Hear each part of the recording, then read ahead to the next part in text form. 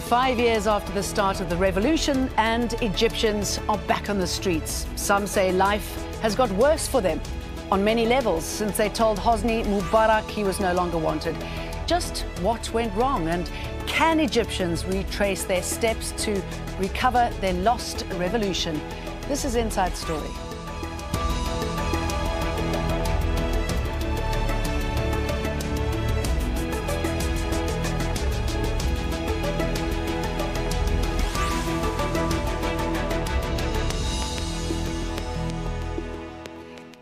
Hello, welcome to the programme. I'm Jane Dutton. On the 25th of January 2011, tens of thousands of Egyptians took to the streets demanding bread, freedom and dignity.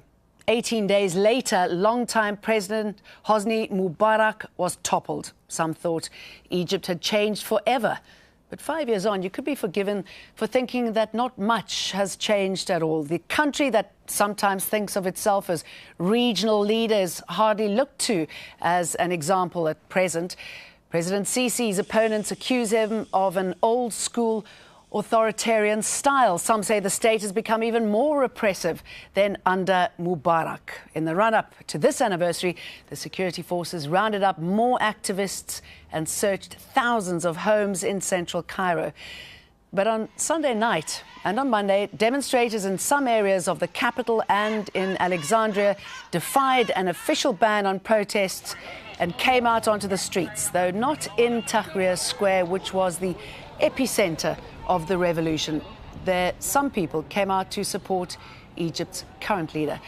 Well, President Sisi says Egypt is progressing under his leadership, one step at a time. Democratic experiences don't mature overnight, but through an accumulative and continuous process of adding experience day after day. Egypt today is not the Egypt of yesterday. We are building together a modern, developed, civilian state that upholds the values of democracy and freedom. Well, let's bring in our guests. Joining me here in the studio in Doha is Shehata, Associate Professor of Middle East Politics and International Relations at the Doha Institute for Graduate Studies. Good to have you with us. In London, Salah Abou-El-Fadl, member of the Social Democratic Party in Egypt, and in Istanbul, Nader Omran, member of the Freedom and Justice Party and member of the Muslim Brotherhood. A warm welcome to you. Let me start off with you, Nader Omran.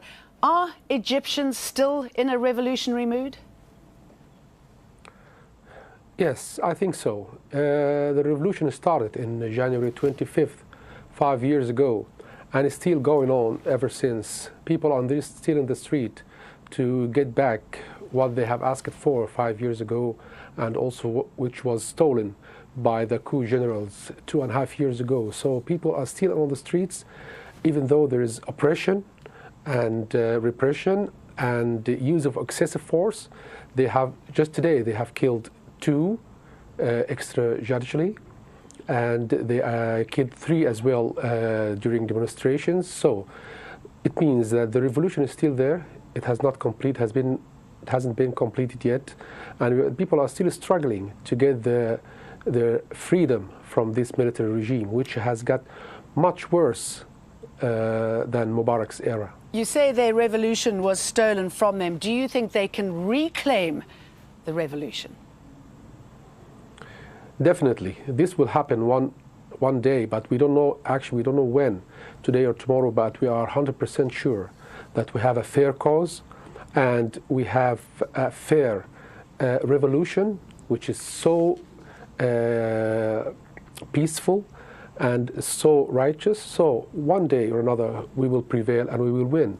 So we are now in a new wave of revolution 5 years ago, and there is no revolution has stayed on the streets more than 5 years. So this means it's a very big revolution and very peaceful one, and it is the one excuse me, it is the one which will achieve the goals of the Egyptian people one day or another.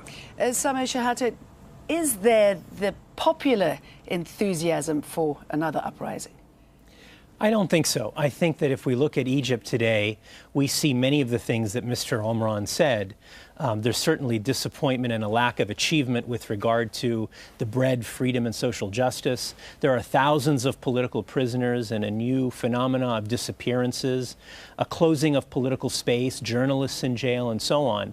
But I think one of the things we also see is a very polarized society and a very polarized body politic. And we didn't see that 5 years ago, did we? One thing that we saw in 2011, of course, was people from all political persuasions, liberals, secular, Islamists of different stripes, Salafis and Muslim Brotherhood and so on, businessmen, professionals, all unite about one thing, and that is Mr. Mubarak has to go.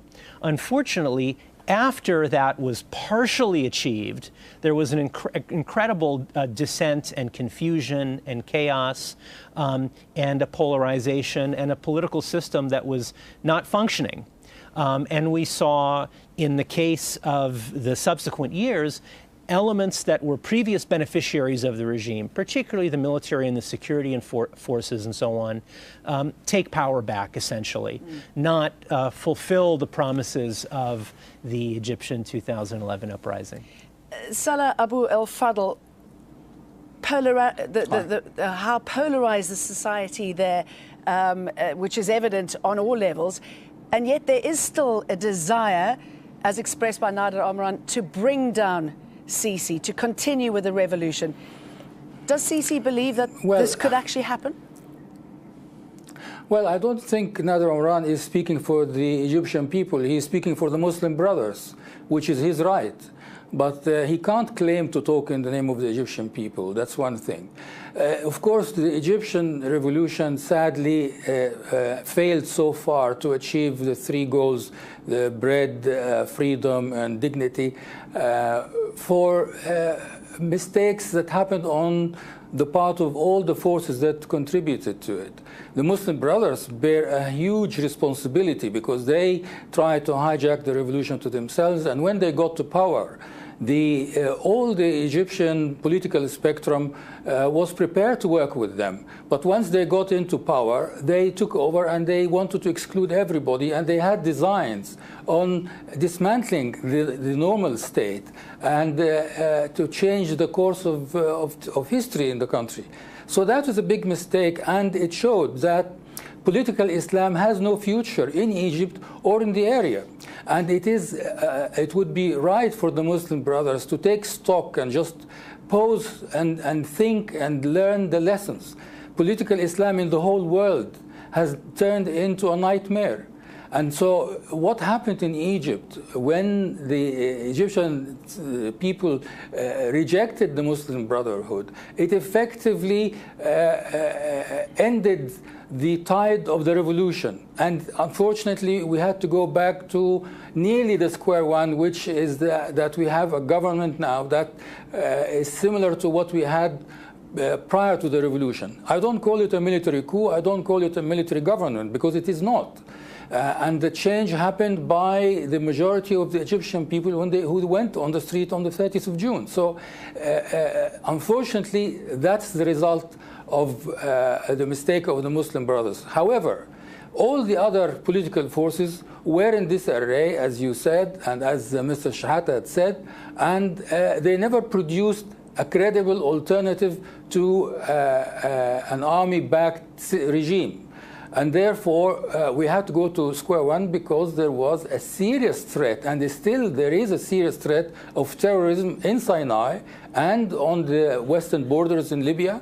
And that's a very significant factor behind the increased sense of security in the country and the crackdown on many people, which is not welcome, is not Okay, sorry, you raised many points. So let me just put one first to Nader. What do you make of the fact that the Muslim Brotherhood is to blame as well, alongside many of the other players, for what's happening in Egypt today, for the decline in Egypt and its economy and social structure?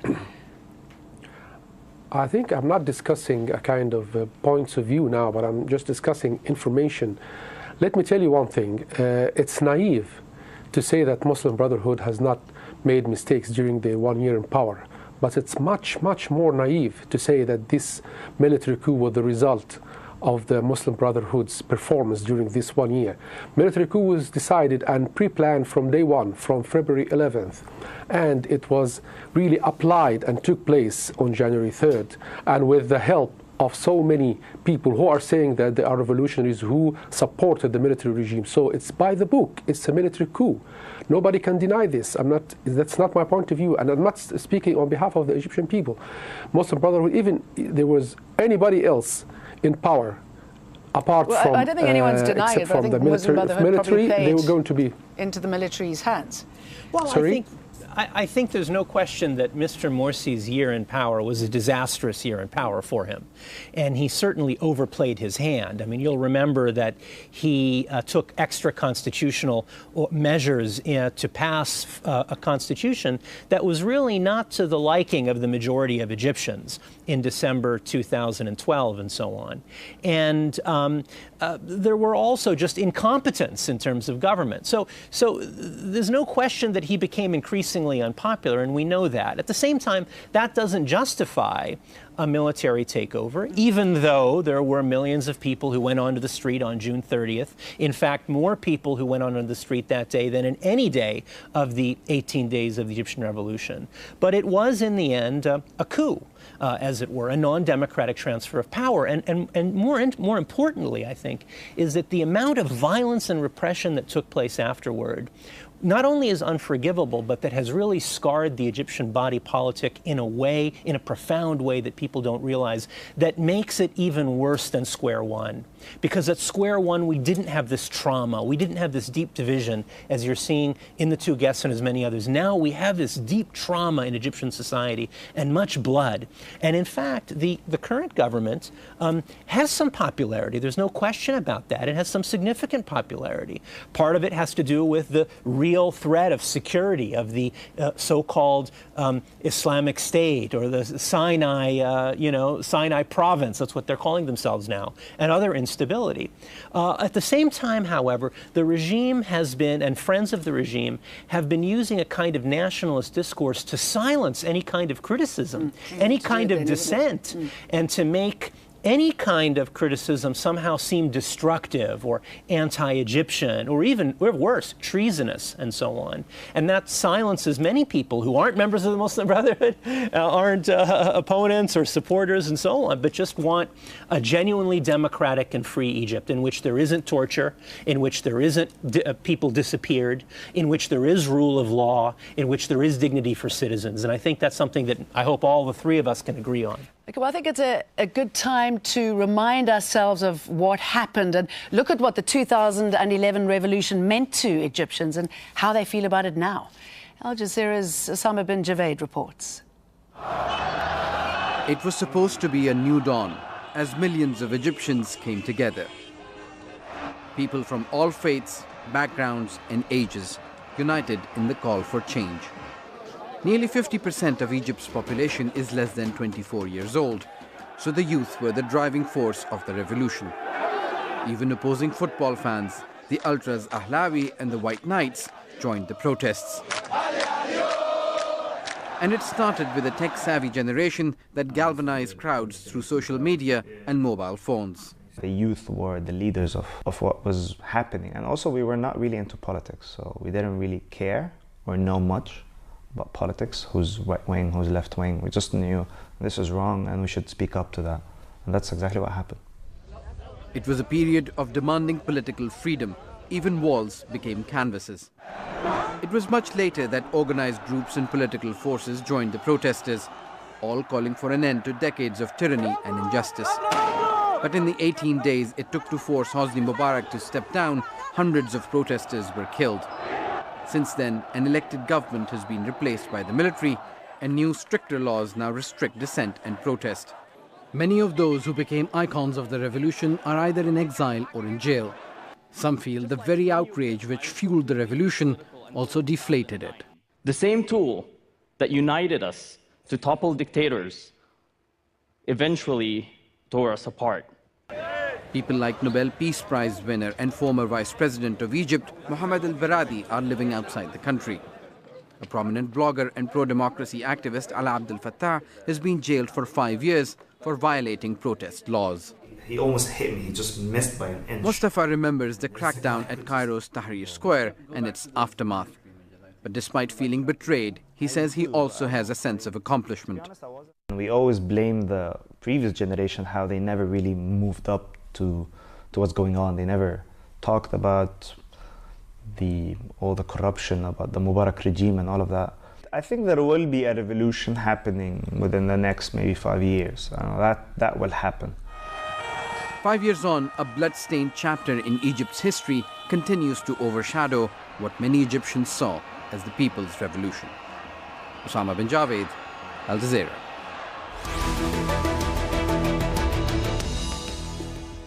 Salah, maybe you can explain to us what Sisi is worried about, the fact that he rounded up so many people ahead of this anniversary. A speech in December as well, he accused those calling for a new revolution of trying to ruin this country and destroy the people. What is he referring to? Well, he is a very cautious man, and he has taken power after what Mr. Shehata rightly said has been a very traumatic experience over the past 5 years. So there's a great deal of instability and uncertainty about even which direction he takes. He has been under considerable pressure because of the change of power that happened, whether we call it a coup or a popular movement that brought down the Muslim Brothers. There is an international pressure, and has been an international pressure, that is restricting his movement. So Egypt is going through an extremely difficult time, compounded by the relentless terrorist activities in Sinai and in Libya. And we've seen people beheaded and killed in cold blood. So unfortunately, he is taking a seemingly stringent approach. But that is, I think, anybody who is ruling the country would have to take that position, not because Sisi is a vicious man or cruel man, no, because he is under considerable pressure. And okay, but he seems to be taking that rather enthusiastically. If I can bring you in here, Nader, Omran, I mean, you know that the Muslim Brotherhood have been victim to his extreme repression, journalists, many people who've been rounded up and disappeared, as we were talking about a little bit earlier on. And I'm wondering where this leaves Muslim Brotherhood at the moment, because I'm also hearing about divisions within Muslim Brotherhood between the new leaders coming through. Yes, Muslim Brotherhood is part and parcel from the Egyptian society. And the Egyptian society is still against what's going on in Egypt, the majority. I'm not talking on behalf of the Egyptian people, I'm talking about as a part of the Egyptian people. What has been there for 2.5 years now in Egypt is simply a military coup, a repression, authoritarian regime, and killing of thousands, rounded up or arresting unjudicially without trial for more than 50,000 people in Sisi's prisons, and above all, failure on all levels by these military generals on economy and water file, and even fighting terrorism, which was the pretext to make this military coup. He even failed to fight terror everywhere, and on all levels, people are suffering in Egypt from high prices. These people are corrupt. All the military generals are corrupt, are taking millions of pounds for their own salaries every month, and at the end of the day they say that he's fighting terrorism. No, he's made military coup to protect the interests of the military in Egypt, which rules Egypt 63 years ago, and it's crystal clear. No need to prove this. This is the real reason not to respond to the people's need, because all the revolution partners now are behind bars. So where is the real democracy that he has built in Egypt for the 2.5 years? He's a failure, and all the military regimes are the same over the history, so he will never succeed. Okay, so I mean, is he a failure?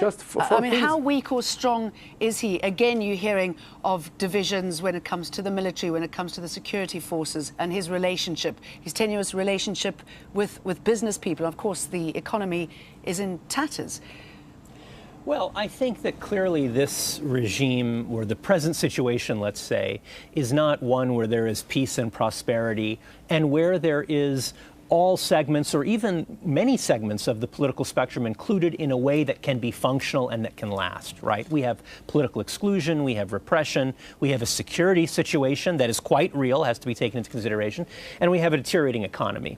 And we also have none of the issues that brought on the 2011 uprising dealt with. No. Unemployment, social justice, and freedom, and so on. And so I think that means that the present situation is unsustainable. However, what that means, whether that means there will be an uprising or some social disturbances in a year or 3 years, we don't know really as social scientists, and we can't predict with any accuracy. This could go on for some time. There could be a change within the regime. There could be an attempt to include some elements of the political opposition to make the situation more stable. But is the present situation sustainable? I don't think so. I'm wondering, Salah, where this leaves relations within the continent as well. I mean, you touched on the problems that he's having with ISIL in the Sinai, with Libya on its border. Yes. I mean, are those pressures enough to affect his position, to affect his standing and Egypt's reputation? Of course there is pressure. I am very surprised that my friend in Istanbul is dismissing the fears about the terrorist activities in Sinai. I mean, look at the whole world. We are in a situation where the whole of the Middle East is set on fire. Look what the disaster, the humanistic crisis that's happening in Syria, and the millions of the refugees that are invading or invading Europe. The political Islam has turned into a very, very serious threat to the international peace. And Egypt is not in isolation in all of that. So we cannot really ignore that. But Egypt also has much more difficult challenges, as I said before, that the Western world, the Americans particularly, and the British, were trying to support the Muslim Brothers. And they haven't forgiven the change. And that's really limiting Egypt's movement. So there is a considerable difficulty there. I agree with Samer Shehata. There is nobody happy in Egypt about what happened now. The Egyptians wanted a change, and they still want a change. But I don't think that they will revolt again now. I think they will take a stock, because the Egyptian people are deep people. They will think, and they will. The effects of that revolution will have to take their course to work through the political forces. The political forces in Egypt have made serious mistakes as well, not just the Muslim Brothers. They were disunited, they were narcissistic, they did not appreciate the challenges and the demands of the stage that went through, and they failed. Sorry, I just want to bring in Nader here. I feel as though we're going over old ground there, but Nader, can I just ask you, I mean, where to from now? What happens to Egypt? How can it improve? What needs to be done? Yeah, I think what we are going through now is that to continue our revolution, and people must take to the streets and must fight for their own freedom, for their own rights, for their own demands. And we will keep on doing this until this military coup is toppled and we can bring it down. And I don't think there is no other choice, peacefully and through the peaceful ways. And this is the only way that any revolution wants to succeed, is to go this way, and we get back our legitimacy and our democracy. And regarding this point of terror fighting, I think all international democracies has its own problem with terror fighting. But this has nothing to do with, they don't destroy their own democracy, their own institutions, to say that we are fighting terrorism. We can fight terrorism all over Europe and all over America as well, and the United States. But they never made a military coup and the defense minister took power and then tried to fight terrorism. This is something else. It has been there in Sinai and all the world for a very long time, and it will last for a very long time. So let's leave it with that prediction. Between these two things. Samer Shehata, as you were saying, so many divisions within Egyptian society. Thank you very much for talking to us. You too, Salah, Abou-El-Fadl, and Nader Omran. Thank you. And thank you very much for watching. As always, you can leave your comments on the program's page of our website, aljazeera.com. You can post reviews on facebook.com/AJ Inside Story. You can tweet us at Inside Story or at Jane Dutton. From me and the rest of the Inside Story team, thanks very much for watching. Bye for now.